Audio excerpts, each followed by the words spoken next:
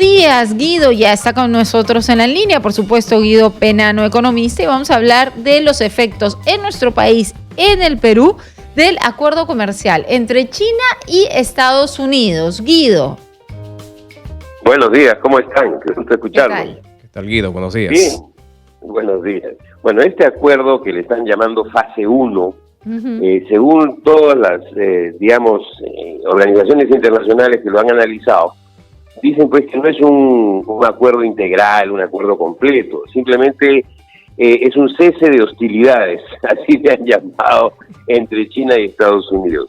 ¿Por qué? Porque lo que se ha hecho es solo una serie de acuerdos parciales, no es un acuerdo definitivo ni integral. Sin embargo, si lo analizamos bien y lo miramos bien, esto simplemente es que Estados Unidos, llamémoslo más preciso, el presidente Trump, se ha dado cuenta que le hacía mucho daño también a Estados Unidos. A China lo venía afectando, porque China el 2019, o sea, este año que terminó, ha tenido el año de menor crecimiento en los últimos 20 años.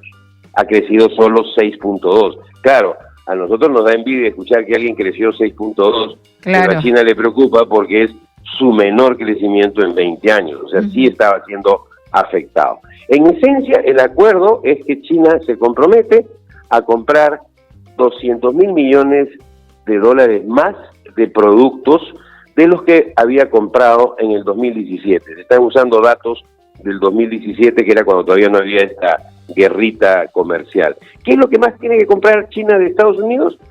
Carne de cerdo, productos lácteos, carne de vaca y, digamos, si queremos ir más preciso, lo que más le interesa a Trump que compre China es soya, trigo, algodón y carne de cerdo, que es donde están sus grandes votantes en las grandes llanuras agrícolas de los Estados Unidos. Obviamente esto es electorero para Trump, para las elecciones que vienen ahora inmediatamente en 2020. Entonces, es en ese contexto que hay que entenderlo. Ahora, ¿quiénes son los más afectados?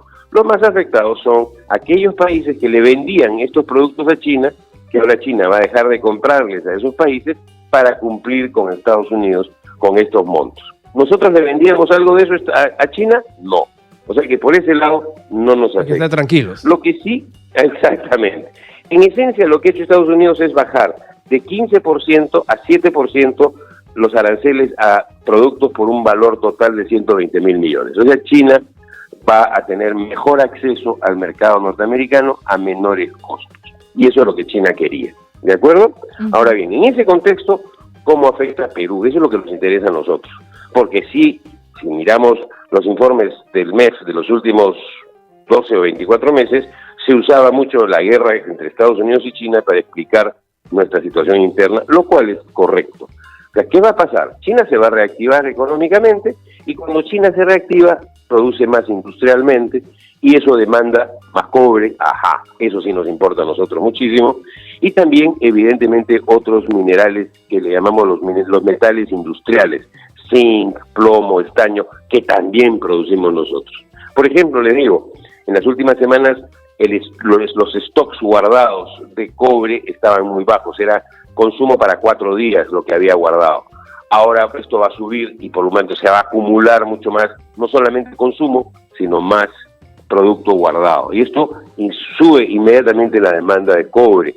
Esto va a jalar inversiones en minería en el Perú, porque si el cobre va a tener tendencia a subir, todos los inversionistas dicen, quiero tener cobre. ¿Y dónde van a voltear a mirar? Evidentemente a nuestro país. O sea, va a haber más exportación de cobre, probablemente mejores precios de cobre y más inversiones en minería, tanto en cobre, zinc, plomo, plata, estaño, etcétera. Nuestra balanza comercial va a mejorar, nuestras reservas internacionales van a subir, correcto, la presión va a ser hacia baja del tipo de cambio, vamos a tener más dólares en nuestro mercado. Yo estimo que el Banco Central va a tener problemas para sostener el tipo de cambio y que no caiga de 3.3 donde está ahora, probablemente podría haber presión para que se vaya hasta 3.25. La recaudación fiscal va a subir porque la actividad minera genera mucho tributo, entonces va a haber un respiro fiscal también ahí, ¿no es cierto? El PBI nuestro, el 2020, va a tener una ayuda. Lo que antes se decía, tenemos viento de cola y que la economía iba más rápido gracias al viento, esto es gracias a la demanda de nuestros metales, ¿no? Claro. Pero yo calculo que por lo menos un punto del PBI del próximo año va a ser gracias a esto, ¿no? O sea, y eso genera evidentemente un poquito más de salarios, un poquito más de ingresos.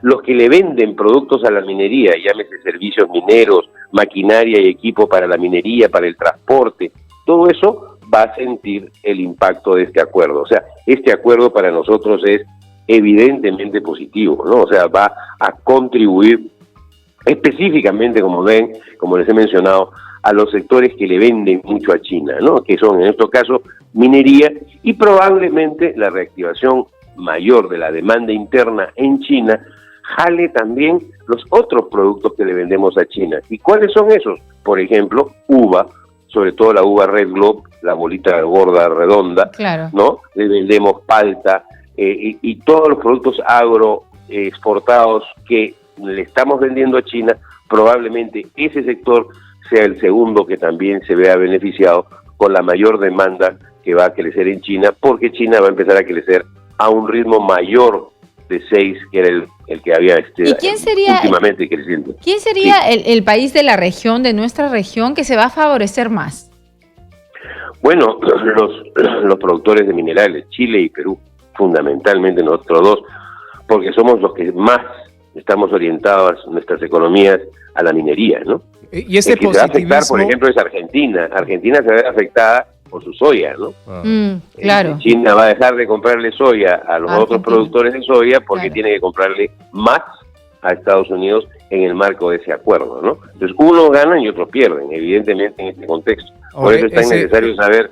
Sí, ese positivismo en la economía, al menos por este acuerdo comercial China-Estados Unidos, y que de todas maneras nos va a beneficiar. ¿Hasta cuándo duraría? Es decir, la fase 1, ¿no? ¿Hasta cuándo va? ¿Cuándo comienza con la siguiente etapa? Muy buena tu pregunta, evidentemente. Se supone que después de las elecciones, ya lo ha dejado entrever Trump, vendría la fase 2, que no la va a negociar hasta después de las elecciones. Pero de todas maneras, esta fase 1 se tiene previsto que va a durar hasta el 2025. O sea, se han tomado un gran aliento, por eso que mucha gente dice, pero es un acuerdo inestable, es un acuerdo cargado de pequeños dinamitas explosivas por aquí y por allá. Sí, pero ya le pusieron fecha, hasta el 2025 esto no va a variar. Y yo sí estoy convencido que si Trump gana las elecciones que vienen, que en mi opinión creo que es muy probable que las gane por errores del Partido Demócrata, esta fase 1 va a continuar. Exitosa. O sea, va a comenzar la fase 2, entonces, que no sabemos en qué término. A negociarse, ¿no? A negociar. A negociar. Claro. Bien, muchísimas gracias, Guido. Al contrario, un gusto. Nos vemos el lunes, entonces. Claro que sí, buen fin de semana, chao. Igualmente.